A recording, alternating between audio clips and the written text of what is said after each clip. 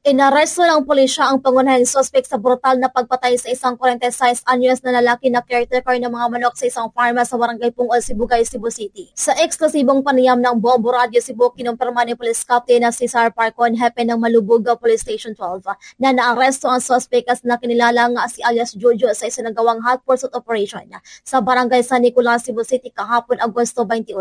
Ayon kay Parcon, una silang nakatanggap ng ulat at tungkol sa isang bangkay na nasaksihan sa lugar kaya nag-imbestiga ang pulisya at doon natukoy na isa nga itong totoong krimen. Sa investigasyon, nakumpirmang 4 na katao ang kasama ng biktima bago ito natagpo ang patay. Agad na pinalawak ng mga pulis ang kanilang operasyon at doon nila natukoy ang suspect na si Jonathan Fortunalio Ligaw alias Jojo, 44 anyos, na isa sa 5 suspect kasama din ng biktima sa kanyang pinagtatrabahuan na farm. Ayon sa hepe ng pulisya, malinaw na lumabas sa kanilang investigasyon na sinadya ang pagpatayan na ayon sa kanila ay planado at kinasasangkutan ng 5 suspect. Arestado na rin ang iba pang suspect at nasa kustodiya na ngayon na maliban sa 15 anyos na minor de edad na suspect na kasalukuyang inaalagaan ng DSWD. Una nito, nabubulok at ang nangangamoy ng natagpuan ng bangkay ng biktima na si Giovanni Bunghano alias Bani na may sugat sa liig, isinilid sa sako at nakabaon sa mababaw na libingan na sa bahagi ng farm.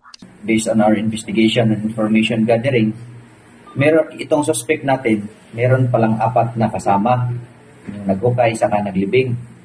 So, ang suspect natin, pagdating natin doon, with the information for given ng mga kasama niya, is na-identify natin as a certain Jojo.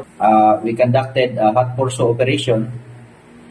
So, noong August 28, may nag-tip din sa atin na isang concerned citizen na nagsabi na cited nila, and we conducted a police operation which led naman to the successful arrest of the suspect.